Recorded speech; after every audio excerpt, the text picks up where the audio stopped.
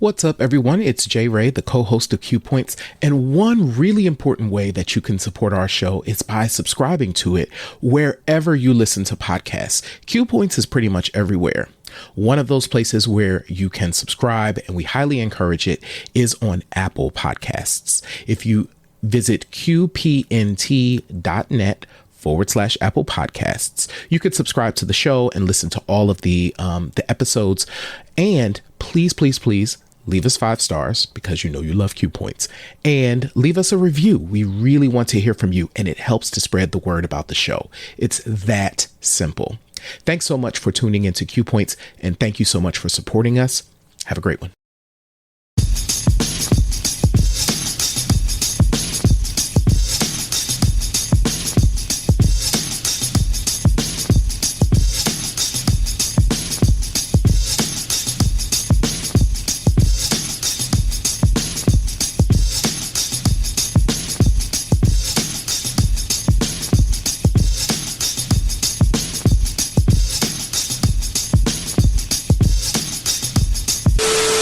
Hello and welcome back to Q Points. I am DJ Sir Daniel. And I am Jay Ray, also known by my government as Johnny Ray Cornegay the Third.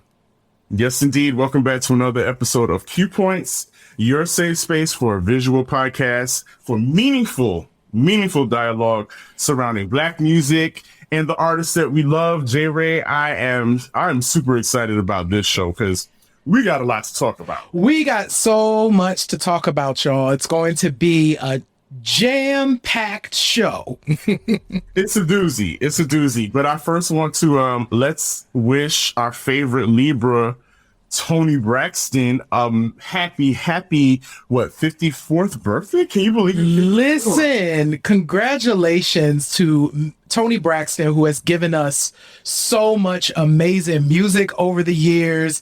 It is Toni Braxton's birthday, and we definitely have to honor that. So shout out.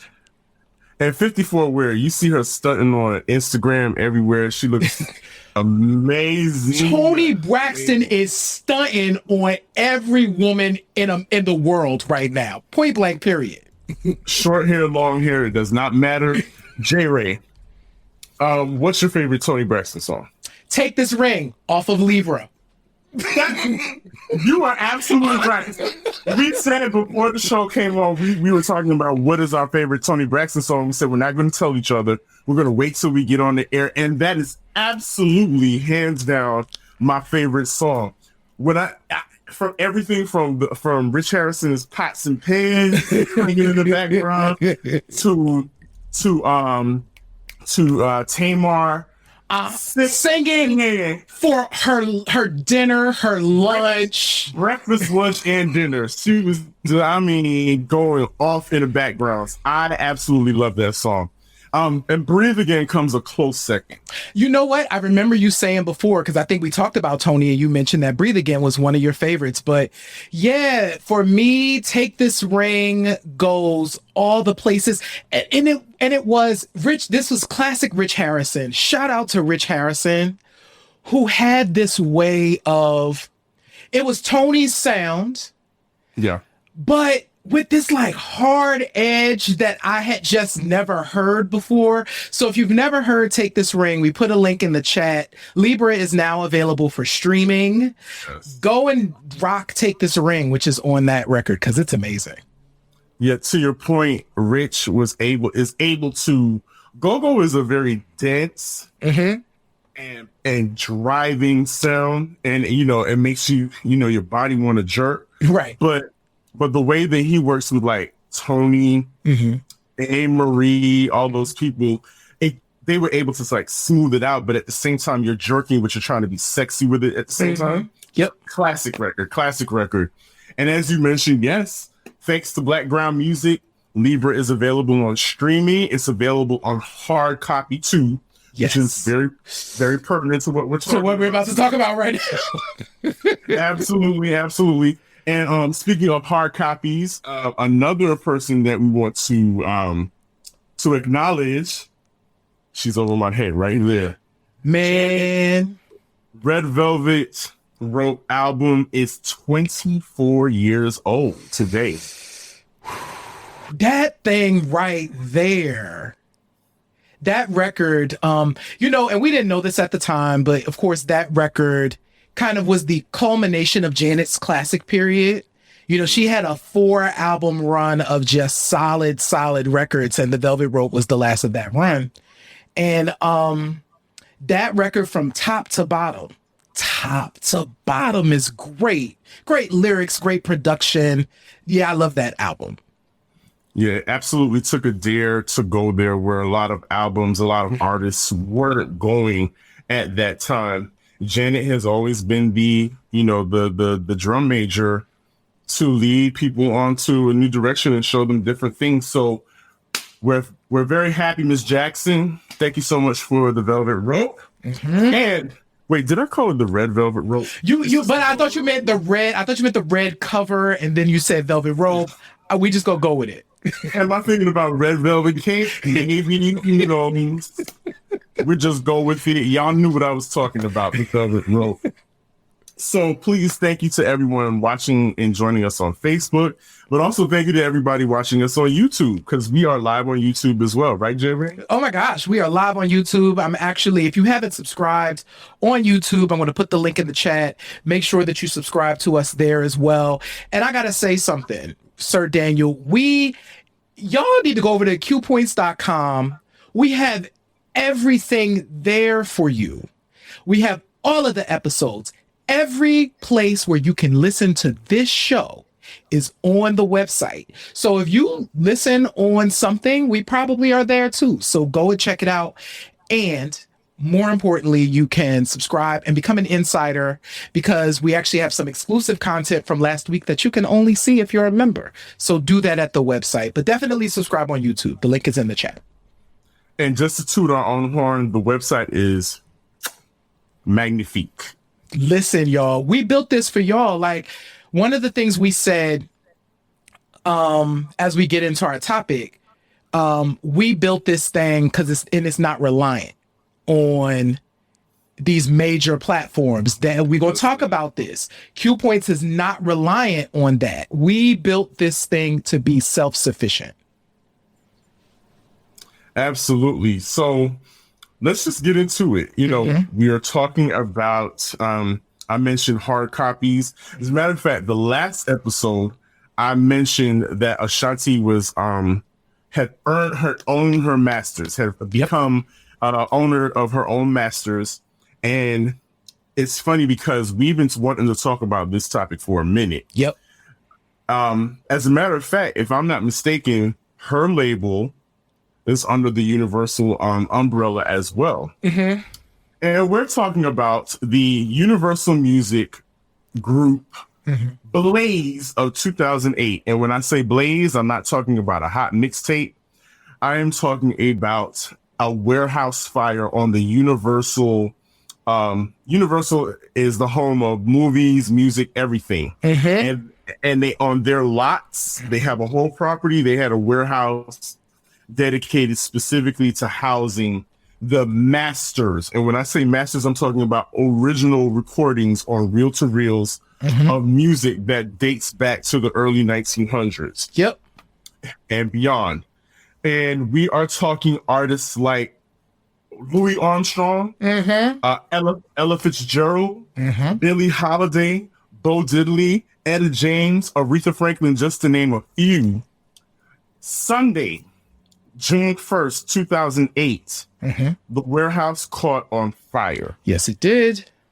And of course, so there was a major article that came out in 2019 regarding this fire, because y'all are probably sitting there like, fire? What fire?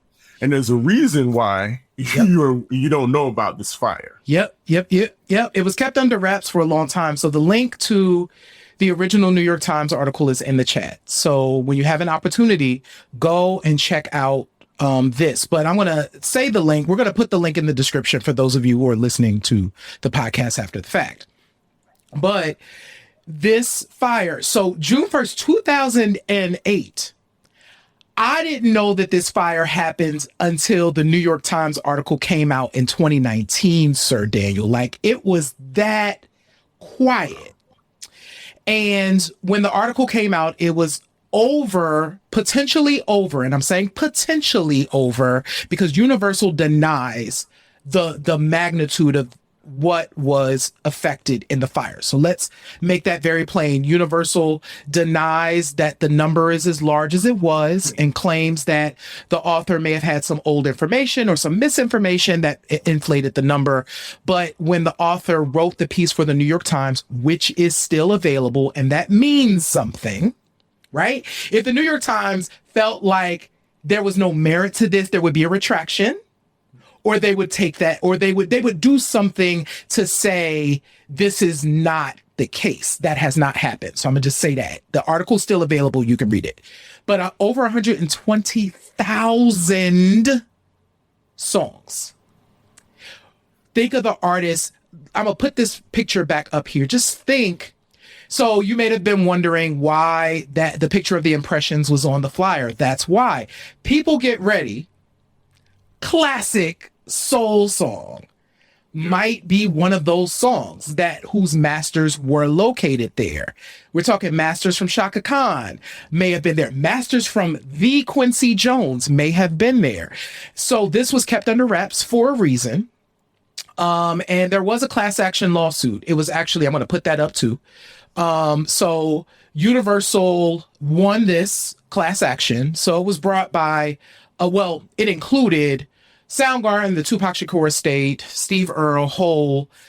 Some artists dropped out. Some artists, and some artists just decided not to go ahead and pursue it. So they ended up winning to dismiss this because Universal has continuously said that it wasn't that many artists, right?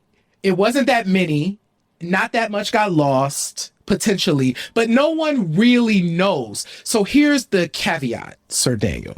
The caveat to all of this is that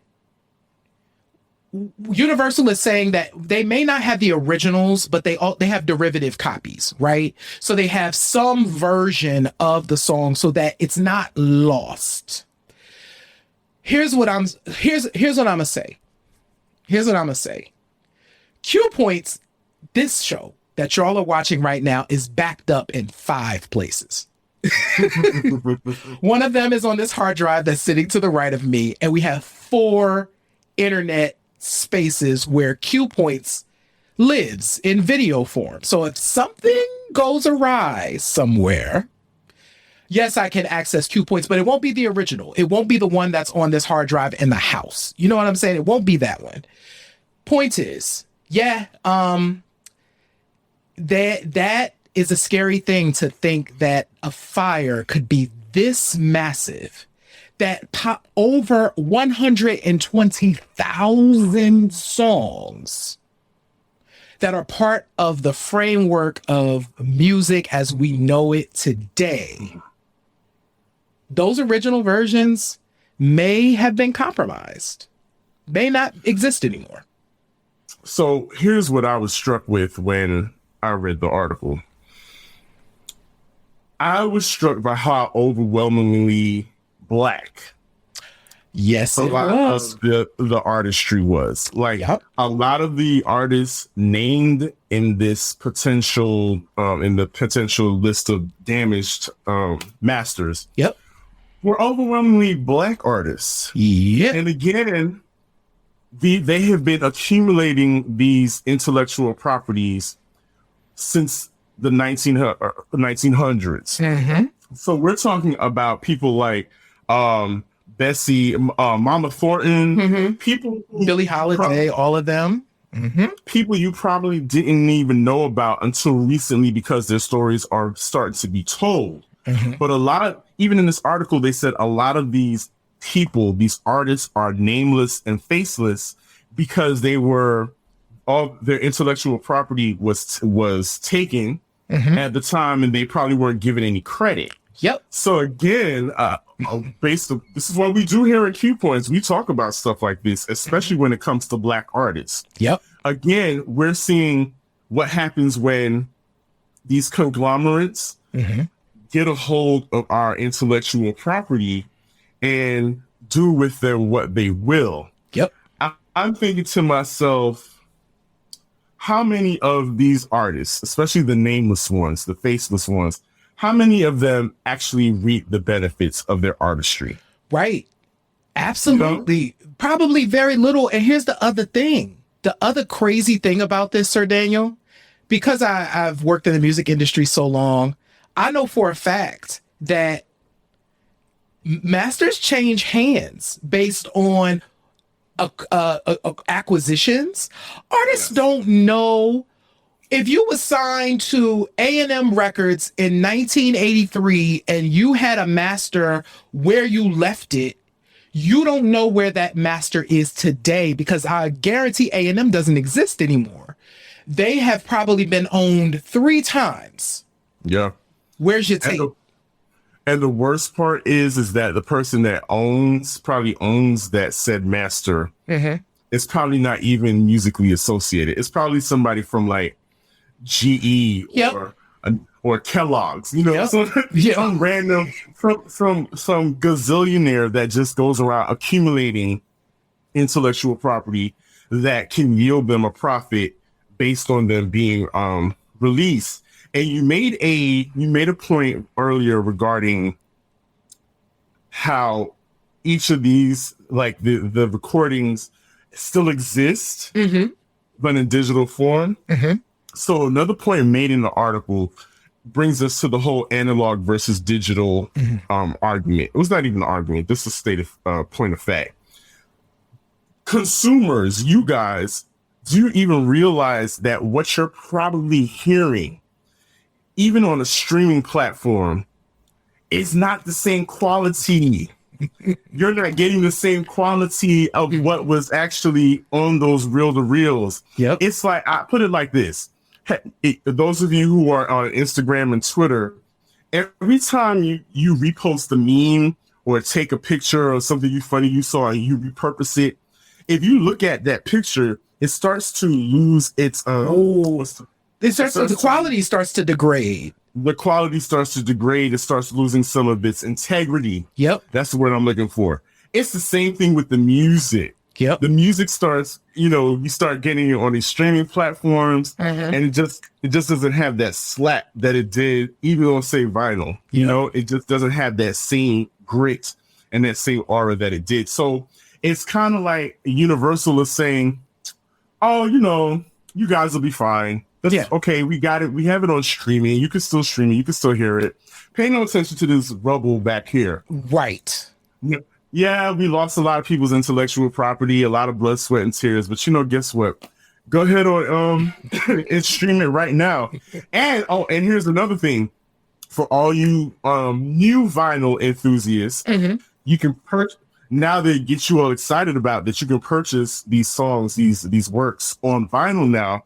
But even the vinyl isn't the same quality. Not at all. The vinyl is from a MP3 rip, probably, that you're listening to. Absolutely. And this is the important part to remember. Without the masters themselves, unless stems were made of every track that was on those master tapes, so that 8 or that 16, because these are old tapes, so it probably wasn't no 24s yet. If they didn't make digital copies of all of those stems that were on each and every tape, they can't remix to prepare that for putting onto a new vinyl recording. Can't do it.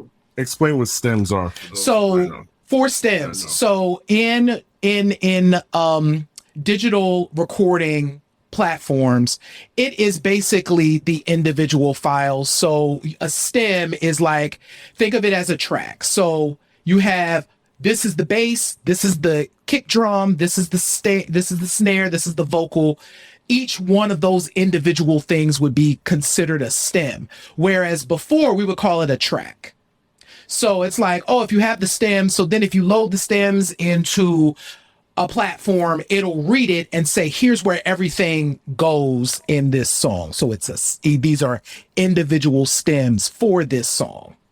Exactly. It's basically, it's like the slices of a pizza pie. Like pizza pie. They all make it up together. And So the question then is, J. Ray, was it responsible storage on Universal's part to have that many original recordings in one place?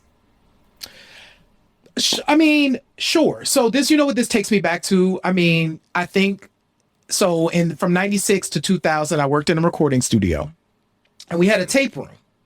You had all your tapes. So you had all of your active tapes were in one room, and then your inactive stuff we would archive in like another space. They would either move to the storage unit, or they would basically move like 3 times. So it would move from the main room into the warehouse, from the warehouse into the storage. So as things began to age, they would move out, particularly if artists didn't come back. Sometimes artists just didn't come back and get their tapes. Like they would just leave them, and then the label didn't claim it. And then it was just like, I don't even know where this goes anymore. So it's just kind of here. So then the studio has to put it somewhere. So I even think of that, right? I can't imagine. And y'all, 2-inch tapes are huge. They're big. They big. I can't imagine that they even thought twice about the fact that they were being stored where they were being stored, because that's where they gotta be right now. Like that's where they're fine there, they're secure, they're on the lot. We can get to it if we need to, not realizing that this could happen. So was it responsible? I think that's up for debate. I think what I learned from this story is don't take anything for granted. No. Mm-mm. No, and I believe, and I think that if more artists, especially the newer artists, were more familiar with this story, especially after what happened this week, and we're going to get to that next, they would take heed and be more cognizant of how they store and how they preserve their music. Because from day one, we've been talking about how we archive, the importance of archiving and keeping our music safe and sacred, because it is sacred to us, as a people. But that's just wild. If you have not read the article, as J. Ray said, he is going to place a link for the article in the chat and on our descriptions. While you're listening, you'll see the link down there. But UMG, Universal Music Group, is the home of like Motown. I'm just going to stay right there. Motown. Island Records, Def Jam, Interscope, again, Super Black. Yep. Super Black. And I don't know, it's just, I guess, the cavalier attitude of, it'll be okay, kind of rubs me the wrong way, especially being that these are predominantly Black artists, especially Black artists who this industry's who their backs of this industry has been built upon, or have never gotten the credit, and definitely won't get any now because all their hard work is ashes. So let me get off my soapbox with that one. And let's just get to it. Earlier this week, what was that, Monday? That was Monday, man. Whew. Monday, the world stood still. Y'all lost your minds because you kept hitting the refresh button and nothing was happening. And you're like, is my phone off? I paid my bill, right? I did. Let me restart my phone and just refresh it and see what happens. Still nothing happened.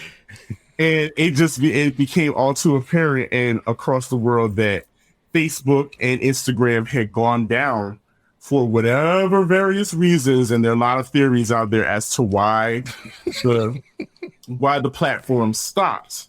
But immediately I started thinking, ooh, this could be a topic for the show, because we know a lot of independent artists. Yep. We know a lot of musicians, and the way that they engage their audience is through social media. And I immediately was like, yo, what could this potentially mean for today's digital independent artists if all the social medias went away? What's up, Michael Joel? We see you in the chat. Thank you so much for joining us and being a part of the show. Like, think about it. All the artists that we know every day, they're conversating with their groups. They have interactions. Their engagement. Everything is about engagement. And there's some artists that are really good at it and good about engaging their followers. Yep. And that can make or break them. Yeah, man. Thinking about one, the internet has removed, it's kind of taken away that wall of not really being able to see behind the scenes. And really, I was fine with Facebook and IG not working. Like, I was okay with it. And you know, one of the things that Sir Daniel and I talked about, y'all, and this is also letting you know behind the scenes of Q Points. That's why QPoints.com is so important to us. Q Points is not reliant on YouTube or Facebook or Twitter at all. Listen, you can't get rid of us that easy. You can't get rid of us that easy. Baby, we can go live from the website and chat with y'all. You can't chat with us right now because we are in other places doing that. We ain't going nowhere, baby. No. We got your email address. We can give you a show. Absolutely. And I love that about us. But I reached out to one of our friends who's an artist, a dope artist by the name of Rob Milton. And just asked him a question about the events that took place, and here's a clip of what he had to say. Yep. What's up? I'm Rob Milton, and first and foremost, I want to say shout out to DJ Sir Daniel and Jay Ray. I love Q Points. This is an incredible show. I love what you guys are doing with this show. And to answer the question, as an independent artist, I think it would be insane to pretend that the idea of social media disappearing wouldn't be scary. There are so many opportunities that I have received. There are so many achievements that I have made that would have been practically impossible without social media. And as well as just being able to share my message, being able to post my shows and like all of those things. I do think that we need to better balance ourselves, but it would absolutely be detrimental to business as an independent artist. Keyword, he said, their balance. I agree. No doubt. Yeah, like thinking about what this could mean. One, I can't imagine an artist like Rob Milton, who is brilliant. We're going to put his link in the chat. That's why I'm looking down. So I'm dropping that in the chat. So on both YouTube and Facebook. We need the ability, artists need the ability to be able to continue to spread their message. And just thinking about Facebook, if Facebook went down the whole day, because here's the thing to remember for us, there are probably people who had lives scheduled. There's people who are launching products. There are people who have things to do that Facebook became like, oh, this is a place where I can do that. And then all of a sudden you're saying, wait, that's not a place where I can do this. You have to fix it real fast. So I think if there's one thing for the folks that are listening to us right now is, listen, if you need to inbox us and be like, yo, Q Points, what should I be doing to make sure? How can I be down? What should I be doing to make sure that stuff doesn't get lost in the cracks? Hit us up. Yeah. Because it's important. We don't want your music. Like I said, we are backed up in 5. This show is backed up in 5 places. The video exists in 5 places. My hard drive is just one of them. They're in 4 other cloud spaces that are completely independent. So if one goes down, I got another. If another goes down, I got another, and on and on and on. So at least I can stop the bleeding. We can stop the bleeding on this show. So we got to make sure that we ensure the future for our music. And it's, it's really hard it could be very hard for people to pivot, especially now that because we're still living in the pandemic. A lot of artists have had to change their whole repertoire to include doing live performances via the internet, via these social media platforms. The marketplaces on these social media platforms is how they generate their other dollars from their media, not only the music, but they sold merchandise, t-shirts and whatnot. So I don't know. At first, it was like a big joke to us non-performers and us us old heads that don't really care about Facebook or Instagram like that. We enjoy it, but it didn't mean any. It doesn't. Our worlds don't revolve around it. But I can see how an artist would at least start to think, if it had gone on any longer, what would I be doing now? How would I continue in reaching and engaging my my audience? An influx of people went from Facebook to Twitter, which was hilarious. That was hilarious to me. all of its Twitter heads were like, "Oh, hello." They tweeted since 2018. They're like, "Oh, hey." All right. Don't touch nothing. Don't break nothing. You can have a seat. Chill out. You can watch TV, watch shows with us, and comment but don't break nothing. Don't touch nothing that you can create. But then as soon as the switch went back on, they were out. Spread with Facebook. Well, it's been good, Black Twitter. I'm a head on out. Me too, y'all. I was like, look, go with God. We appreciate you for stopping by. But yeah, it's just that was quite a blip in the week, and yeah, it made me think. And it was like, yo, J. Ray, we got to talk about it. No, and I'm glad we did. Like, that is, we have to, even just taking the universal thing, right? And like this huge fire, but then Facebook is like an internet fire, right? It's like the same thing, just a little bit different. So it's like, okay, well, now that we know that this is possible, that literally Facebook, with the flick of a switch, can go away, what does that mean for me and my business and as an artist? Wow. Speaking of giving away intellectual property, this announcement I understood it, but it broke my heart. It broke my heart for a couple of reasons.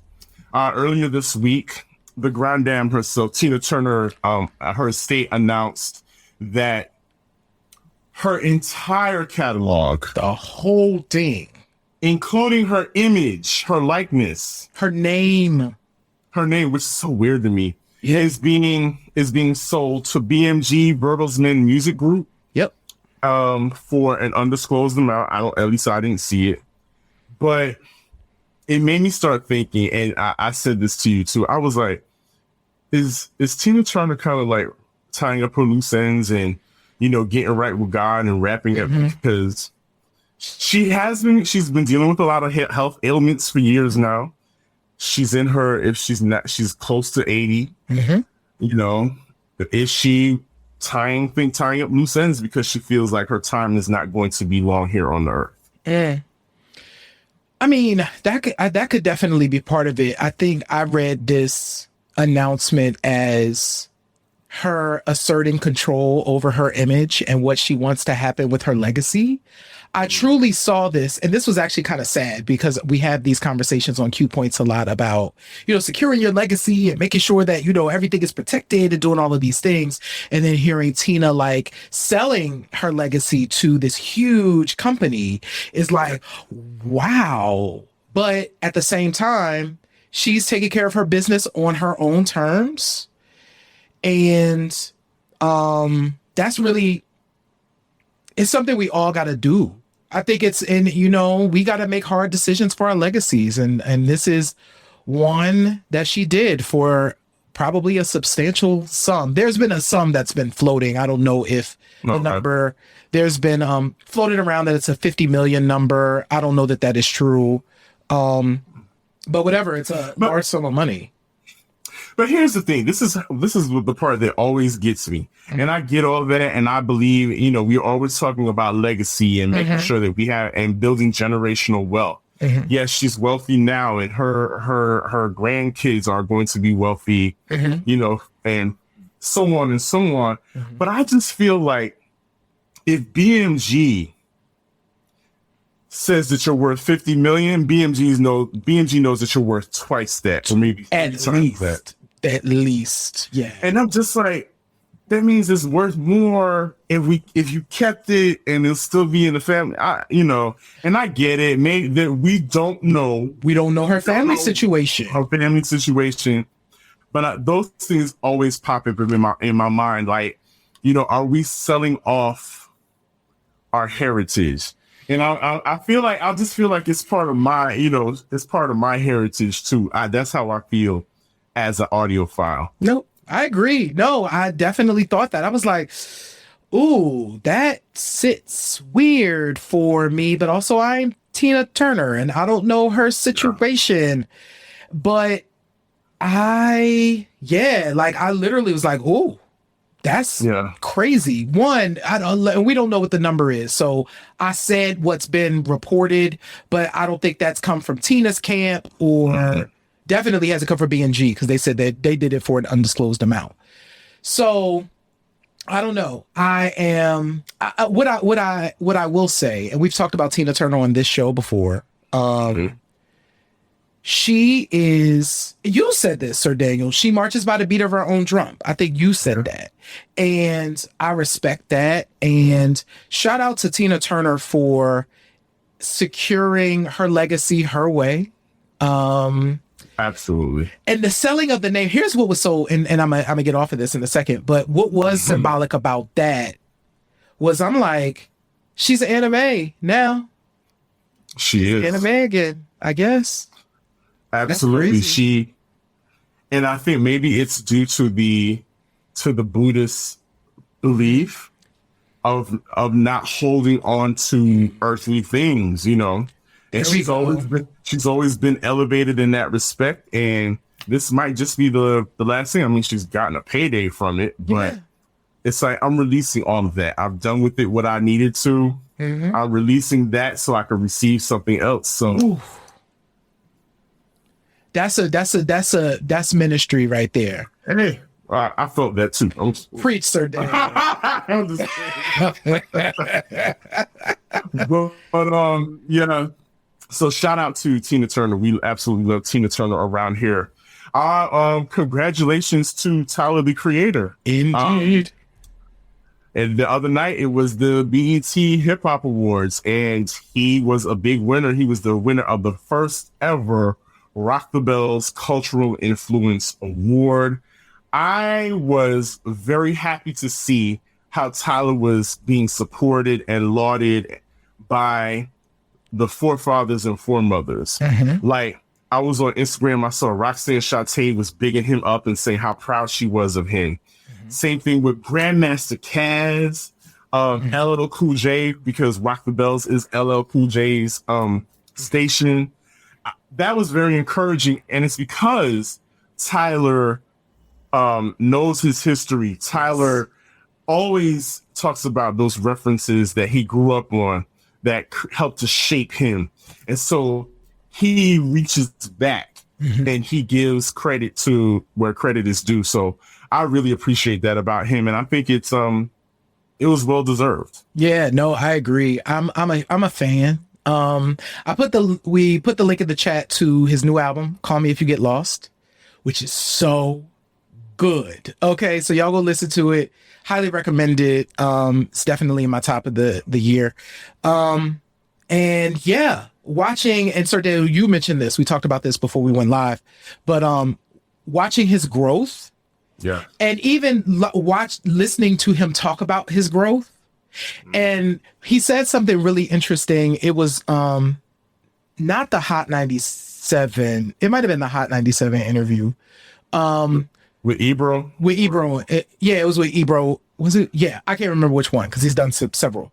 But he talked about specifically, while other people didn't see where he was headed, he saw where he was headed. Like, it was this very... And Lil Nas X is walking in this same kind of path where it's like, nah, y'all don't see it, but I see it. Y'all will get there. But I already know where this is going for me. And I love that about Tyler. And he had, listen, Tyler, that thing started rocky. You know what I'm saying? Like, it started off really rocky. It was like, what is this? What are they doing and saying? I And see upside down crosses. I rebuke this. What is going on? that, and there was a lot of homophobia and transphobia, and it was just like, young man, what are you doing? And then to see him as like a grown man, like a rich grown man, like, okay, well, you know what? That was a moment. That was absolutely a moment. But so, hats off to Tyler. And on that accomplishment, speaking of BET, can you believe it? Rap City and Video Soul, two shows that ruled my high school years, are poised to come back. Yes. To a whole new generation. Live for it. There are several episodes of Video Soul that are already up on Tubi. 30-minute, we're going to drop it in the chat. They're 30-minute episodes. It's great. So I haven't seen Rhapsody yet. I don't think they've uploaded those yet. And it's not, and I don't get the sense that this is a BET. I wonder if BET has kind of sold the rights, like, because Donnie Simpson is executive producing this. I feel like it's because it's Donnie Simpson's Video Soul, so I feel like he kind of has the rights to be able to do it. Maybe that's a gift to him and to Tigger. But here's what I'm looking forward to. Like, I've already seen it with Video Soul. You have Donnie Simpson talking to new artists. You know what I'm saying? Unknowns, like people, it's clearly Atlanta based, which is great. I'm like, oh, if he's in Atlanta, he has access to everybody. Yeah, and everybody comes through Atlanta at some point. And my hat's off to Donnie Simpson. Like, I'm happy that a new generation is getting to know who Donnie Simpson is. Donnie Simpson is germane to the fabric of Black entertainment. People talk about MTV, and we say it all the time. MTV was not always playing the videos of Black artists, and BET, Video Soul, was the remedy to that. And a lot of your faves, your parents' faves, had to come through and sit on that couch with Donnie Simpson, and they had a grand old time. Shout out to Sherry Carter. Sherry Carter, yes, Miss Sherry. Madeline, all those people there. Madeline Wood, yeah. Madeline Woods that ran all those shows on BETs. Like I said, that shaped our childhood. Point blank period. Like, listen, y'all, to be able to, I've said this a lot, the BET that we have today is definitely not the one that existed in the early 80s. Like, it was a different place. And Screen Scene changed my whole life. So maybe Screen Scene will make a return, but it changed my whole life. Like, Black people, there was like Black dance for like Black people, and Black people were like on stage dancing, and it was something I couldn't conceive of. Video Soul, you have these folks, Black folks coming in and sitting down on the couch for Video Soul. I wish I had the picture of Kipper and Donnie Simpson, because when Kipper's debut album came out in 1990, he went to Video Soul, and so you have this picture with him on the couch with Donnie Simpson. We need the little elevator. Remember the elevator doors, the ding. Yep, absolutely. It's like, who's coming through? Who's coming through the elevator door? And it was just, you just never knew who was going to be on there. And there was just surprises. I do remember, and this is a shout out to BET. I do remember one of the very pivotal moments, things that got really real was the magazine show that they had on that was hosted by Teen Summit? No. Madeline Woods. It was Madeline Woods and Video LP. Was Madeline Woods show. No, it was like their news show. They had two. Oh yes, BET. It was BET News, or it's like News Tonight or something like that. But Ed Gordon was one of the anchors of that show. Prior to Ed Gordon, there was another gentleman, and I can't remember his name. Rest his soul. He was one of the very first Black anchors, men, that we saw and lost to HIV/AIDS, and BET was upfront and honest about it. His co-host announced it that he passed away. She was visibly shaken on air. And it led to that discussion of HIV and AIDS on Black entertainment television, which was major for that time because a lot of us in the Black community weren't really talking about it, not on that major platform. Mm-hmm. But yeah, I just remember that being a major moment. Like, oh, they announced that this Black man died of AIDS to the HIV complications and AIDS complications, and it happened. This has happened. We're dealing with it, and now it's a part of our history. Wow. Then they were very responsible on Teen Summit. Mm-hmm. Teen Summit, which we don't have anything like that anymore, where they talked about those specific topics, including HIV. Yep. And BET really, there was a magical time in the late 80s, mid 90s for BET. And the programming, yes, that was geared towards us at that time. So I'm super excited about this resurgence of Video Soul. I'm really excited to see what happens on Rap City in the booth. So, first of all, thank you so much. So, Michael Joel said the name of the anchor was Melvin Lindsay. And what's so pivotal is I don't remember this moment, Sir Daniel, and that's so crazy. I need to go. I'm sure it's available in YouTube land. Thank you so much, Michael Joel, for letting us know. But Melvin Lindsay, we speak your name. Back to Rap City in the booth. So, Sir Daniel texted me. He was like, I wonder how this booth thing is going to go down. My brother, literally, when I told him that Rap City was coming back, he was like, what's going to happen in the booth? That's the main topic. It's like, everybody's like, okay, that's cute and all, but what's going to happen when Big Tigger, and shout out to Tigger was nasty with the off the head bronze. Like, he's crazy with it. What's going to happen when your current faves walk up to the mic? And are they gonna pull out their phones and try to spit something that they wrote earlier? Like, what's really gonna happen? Because that'll make or break you. Right? I really think it's gonna take a lot of the older artists that are gonna come through, and I'm hoping that they will funnel through the show. Yes, it's gonna take them showing the new generation how it's done, or what the possibilities are in the booth, and knowing that when you come on this show, you're gonna have to give us a little something. You have to spit something, like, you know what I'm saying? And I mean, not to say that there aren't any that do it now, because I see videos here and there on like Funk Master Flex's show. There are current artists that do get up there and share bars. Yeah, but like, it's going to be nothing for like a Jadakiss to come through, the Locks to come through, Cam to come through. Give me a beat, and get on there and eat the mic real quick. It's going to be nothing, but yeah. And I guess that's us. That's us old heads. That's us old heads. But and shout out to Sway. They do have to do it on Sway. We have seen weird, crazy freestyles on Sway, good and bad.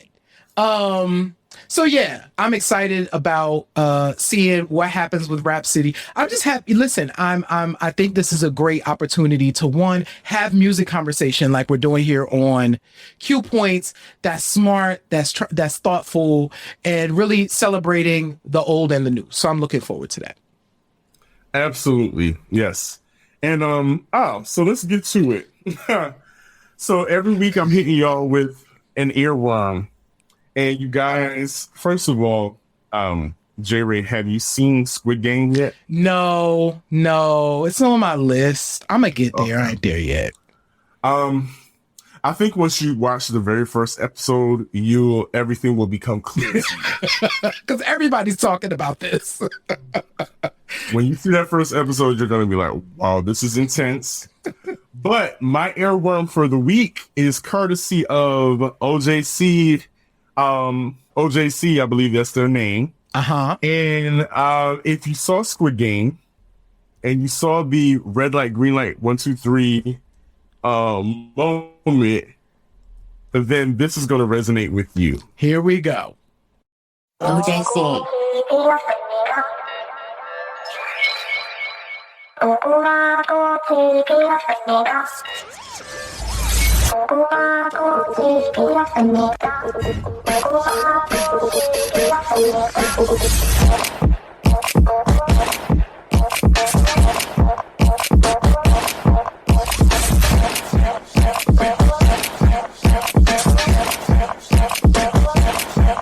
Bring it back. Your pussy like this, this, this. Your pussy like this, this.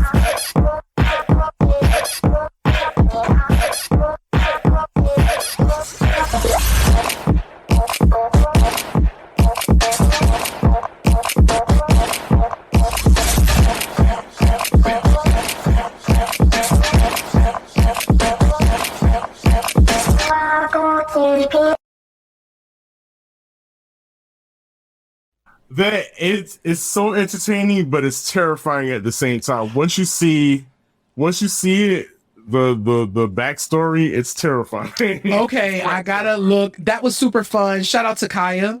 You gotta slip in a Kaya sample in there. Listen, it always works. But so that was the Squid Game Jersey Club remix.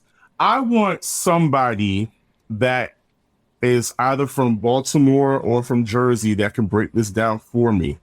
But what is the difference between a Baltimore mix and a Jersey mix, a Jersey Club mix? Because, I mean, to me, as an outsider, there's some similarities, and I'm certain somebody could break it down for us what the differences are. Because I hear similarities, but I'm Absolutely. wondering what the differences are. Yeah, I'm really curious because it was funny when I heard that and they sent it. It was like Jersey mix. And I'm like, this sounds like Baltimore, but I'm gonna just go with what the person wrote down. So yeah, if there are some folks who end up listening to this or watching this and want to weigh in, definitely do. But we'll put a link in the description as well so that y'all could watch and listen to DJ Sir Daniel's Earworm of the Week. I'm telling you, and if you think that there's something that I should hear that's going to be an earworm of the week, by all means, drop it in our email. Go to our website, qpoints.com. Follow us on Instagram. Our tags are right there. And you can send me an earworm of the week if you think that it's going to catch my ear. And we'll talk about it. I'll let y'all know. Absolutely. So for those of you that are joining, please make sure that you subscribe to us on Apple Podcasts, because one of the things that you can do is you can leave us a review, and reviews do help us out like a lot. So, and give us 5 stars, 1, 2, 3, 4, 5. Because you know you love Q Points. I said that at the top. And I want to put the link in the chat for those of you to subscribe on Apple Podcasts. And also make sure that you subscribe to us on YouTube and tell your friends. You could watch Q Points on the big screen TV in your house. It's super fun. So yeah, we love y'all, and we just so happy for the support. And yeah, this is cool. This is cool. Absolutely. Thank you so much for joining us this week for another absolutely great episode of Q Points. And what do I always say, kids? In this life, you have a choice. You can either you can pick the needle up, or you can let the music play. I'm DJ Sir Daniel. I am Jay Ray, y'all. And this is Q Points. We'll see you next week. Be safe out there. Peace.